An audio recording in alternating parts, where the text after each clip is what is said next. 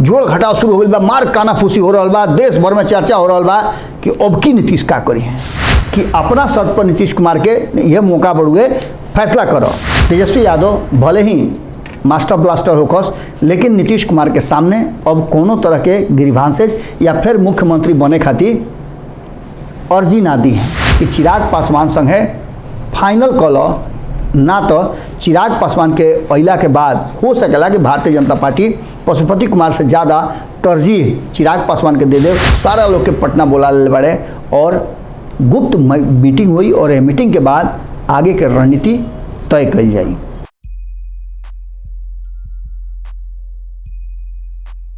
सियासी मौसम बदले वाला बा, एक बार फिर से रिश्ता बदले वाला बा। गोड़ लागत नहीं हियरा से अभिनंदन बा, खूंटा ठोक है।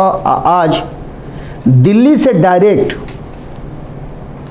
एकदम हॉटमेल पे खबर आई बा और बिहार में और ज़्यादा खेल बढ़ गई बा, रोमांच काफ़ी बढ़ गई बा। और रोमांच में बहुत सारा ऐसा चीज़ आज लोग को बतावे जा रहा बानी जना के ले करके अब जोड़ घटाव गुना भाग रउए लोग के करे के बा।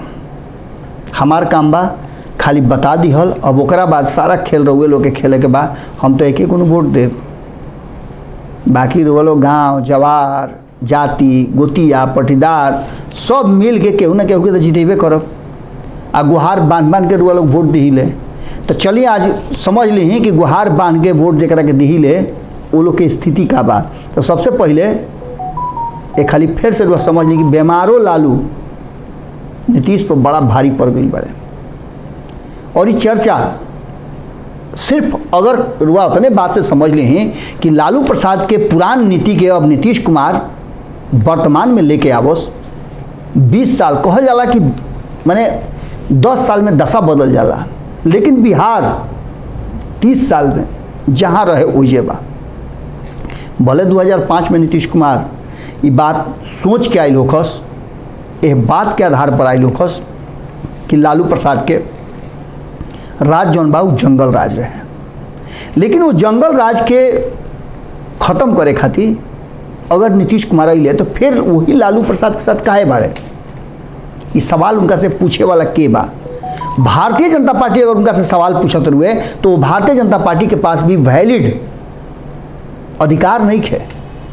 कारण कि भारतीय जनता पार्टी भी नीतीश कुमार जब जब दुलारे पुचकारे लागत रहे तो बिना कुछ सोचले समझले धावती पर उनका खेमा में हाजिर हो जाता।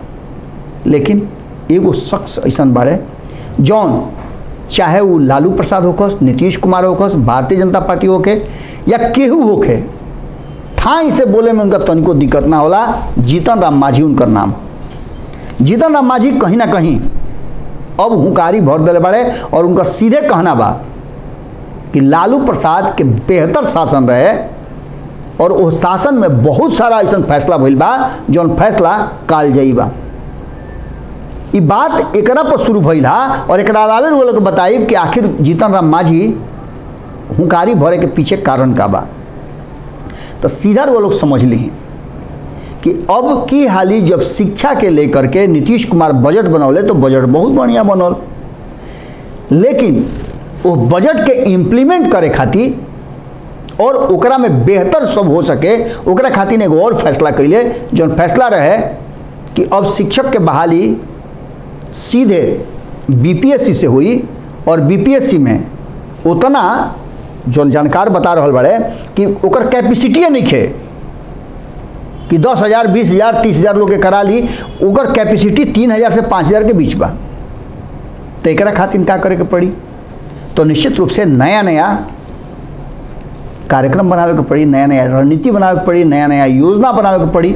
यो योजना में भी खर्च हुई। जीतन राम मांझी ये बात के लेकर के कहले है कि जौना तरीका से लालू प्रसाद शिक्षा के लेकर के जागरूक रहन, वो पहला हाली बीपीएससी से जो व्यवस्था करैले रहन ओकरा में नीमन छाट बीन के चुन के जो टीचर आई रहन, शिक्षक के बहाली भई रहे, वो शिक्षक आज भी उतने मजबूत बान और उनकर जो छात्र बाड़े वो उतने बेहतर होके निकल रहे। लेकिन अब जो वर्तमान में नियोजित शिक्षक वाला मामला रहे ओकरा में बहाली तो भइल, नीतीश कुमार बहाली तो कैले, लेकिन ना तो पूर्ण शिक्षक हो सकल, और वही स्कूल में ज़्यादा क्षमता और योग्यता वाला भी अगर बा या फिर फिसड्डी बा जरा ककहरो नहीं के पढ़े आवत, उहो स्कूल में शिक्षक बढ़ुए और डरे ओकरा से केहू नहीं के बोलत। निमन निमन शिक्षक ऐसे नहीं के बोलत कि कोनो ना कोनो दबंग के उ परिवार के सदस्य बा और ओकर दबंगइए पर ओकर बहाली भइल बा। एक से एक जानकार शिक्षक जौन की कई गो अइसन देखले हो वो लोग टीवी वी पर यूट्यूब पर हमनियों के कहली ओकरा के दिखाई ले जा कि एक से एक टीचर बान कि अपना कला से उस शिक्षा के अलग जगा रहल बान, नया नया तरीका से बच्चन के शिक्षा दे रहल बान। उनकर केहू पूछ नहीं किया, नियोजित शिक्षक बन करके 6 महीना पर खाली तनख्वाह मिलत रुए और ओकरा साथ साथ आंदोलन से सरकार परेशान। ये सारा बात के ख़त्म करे खातिर जब नीतीश कुमार फिर से बीपीएससी की तरफ गई तो जीतन राम मांझी के कहना बढ़ुए कि ई बेहतर प्रयास बा और एकरा पर खाली फिर से सोचे के चाहिए और जितना आसान होकर जितना सिंप्लीफाई कल जा सके एक पूरे व्यवस्था के उ करे के चाहिए। एकरा साथ साथ जीतन राम मांझी दिल्ली से लौट के अइले तो कई तरह के बयान दिले, चर्चा वालों से कैले रही। अब ये बुझा रहा बा कि नीतीश कुमार से ज़्यादा जीतन राम मांझी के झुकाव एक बार फिर से ये उहे जीतन राम मांझी हवे जौन एनडीए में रहन तो नून धरे के जगह ना देते रहन लालू प्रसाद और तेजस्वी यादव के। आज वह जीतन राम मांझी जब ओकरा पहले 2020 के पहले महागठबंधन में रहन तो पालकी ढोत रहन तेजस्वी यादव के उनका के मुख्यमंत्री बना दिया। अब उनका यह बात के एहसास हो गई बा कि अगर कोनो मौका आया होता तेजस्वी यादव बिहार के मुख्यमंत्री बन जाता रहे और उनकर महागठबंधन में रहे के बाद तो ऐसा स्थिति में आगे आवे वाला सरकार जब बदली तो ऐसा स्थिति में उनका कुछ और विशेष मिल सकेला। दोनों ओरे अपन तराजू बराबर रखले बड़न, एनियो हुकारी भर दिले ओनियो हुकारी भर दिले। अब उनका समझ में नीतीश कुमार अतीत हो गई बड़े, जैसे कि ऊ अब जितना दिन चलता रहे उतना दिन चलता रहे। अब एकरा के लेकर के एक खाली फिर से एगो नया ट्विस्ट रोल के देखे के मिली। लेकिन एकरा में सबसे बड़हन बात का बा कि तेजस्वी यादव एक खाली फिर से एगो चांस ले ले बड़े।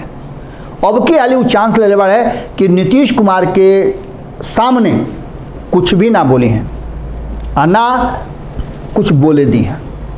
हालांकि बीच बीच में देखते बने लोग उसकावत रहता लोग, भाई वीरेंद्र काले परसों बालू वाला मामला पर का बोल रहे हैं, सबके सुनल सबके देखल। और वहीं भी सुधाकर सिंह जिनका पर कार्रवाई करे के बात होत रहे ज्यों के त्यों मामला अटकल बा। इस सारा बात के लेकर के तेजस्वी यादव समझ गए बाड़े कि उनका लगे अभी वर्तमान में कोनो ऑप्शन नहीं है और ऑप्शन नीतीश कुमार के जगह खाली कैला के बादे हुई। कारण कि कहीं से जोड़ घटाव के देख लेता है तो 122 के आंकड़ा पूरा नहीं होत। ओकरा संगे संगे अगर एह में प्रयास करता रहे तो जौन हाथ तो बा वो चल जाई, गोड़ तक जेबे करी हाथों तक चल जाई। एकरा के ले करके तेजस्वी यादव और नीतीश कुमार के साथ, चूँकि वो कहावत पूरा सुन ले हो कि जना घड़ी वो शुरू भई रहे सब माहौल और रात के अनहरिया में जब मीटिंग चल रहे फाइनल डील भई रहे वो घड़ी उनका से बहुत समझावल गई कि अपना शर्त पर नीतीश कुमार के यह मौका बढ़ुए फैसला करो। लेकिन तेजस्वी यादव चूँकि सत्ता में उनका आवे के रहे और उनका सोच भी कोनो गलत ना रहे, ऐसे कि लंबा समय तक सुखाड़ रहे ओकरा के तरी देवे खातिर जरूरी रहे सत्ता में आई और सत्ता में अइले। लेकिन उनका इंतजार करे के पड़ी और इंतजार खातिर वो अपना के तैयार कर ले बड़े। अब की हाली वो 11वां नंबर के प्लेयर बन करके रहे खातिर तैयार बड़े। अगर ज़रूरत पड़ी तो 12वां नंबर में फील्डिंग खाली कर ली हैं या फिर अंत में उनका मौका मिली तो बैटिंग भी कर ली हैं। 11वां प्लेयर के रूप देख ले बानी कि गेम के अंदर और टीम के अंदर ओकर वैल्यू का होला। ऐसे तेजस्वी यादव भले ही मास्टर ब्लास्टर होकस, लेकिन नीतीश कुमार के सामने अब कोनो तरह के ग्रीवांसेज या फिर मुख्यमंत्री बने खातिर अर्जी ना दी हैं जब तक ले 2024 के चुनाव नइखे हो जात। एकरा अलावे नीतीश के राष्ट्रीय स्तर पर एंट्री से ये देश के राजनीति में बड़ा बवाल भइल बा। एक चर्चा दूर दूर तक बा और खास करके अगर भारतीय जनता पार्टी की बात कही जाओ तो एक तरफ नीतीश के एंट्री से रोमांच बढ़ गई बा जोड़ घटाव शुरू हो गई बा, मार कानाफूसी हो रहा बा, देश भर में चर्चा हो रहा बा कि अब की नीतीश का करी है, नीतीश के पीएम बनावल जाओ कि ना बनावल जाओ, उनका के पीएम मटेरियल बनावल जाओ कि ना बनावल जाओ, उनका के संयोजक बनावल जाओ कि ना बनावल जाओ, विपक्षी एकजुटता करे खातिर इस सारा बात के चर्चा हो रहा बा। और नीतीश कुमार बैठ के कोना मंद मंद मुस्का रहा बा।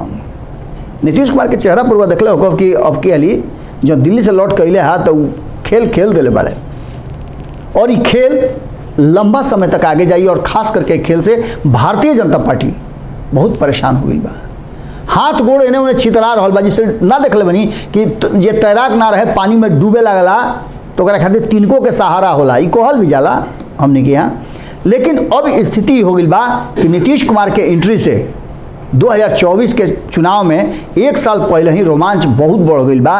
और खास करके एमे भारतीय जनता पार्टी जो एकदम निश्चिंत होकर के अपन अश्वमेघ के घोड़ा छोड़ देते रहे, ओकरा कहीं ना कहीं ये बात के एहसास हो गई बा कि अब के हाली घात हो सकेला। और यह कारण बा कि लगातार जो तैयारी बा हो रहा बा।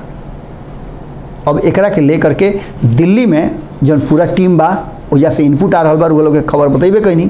एगो इनपुट इहो बा कि आरसीपी सिंह, उपेंद्र कुशवाहा संगे डील हो गई बा।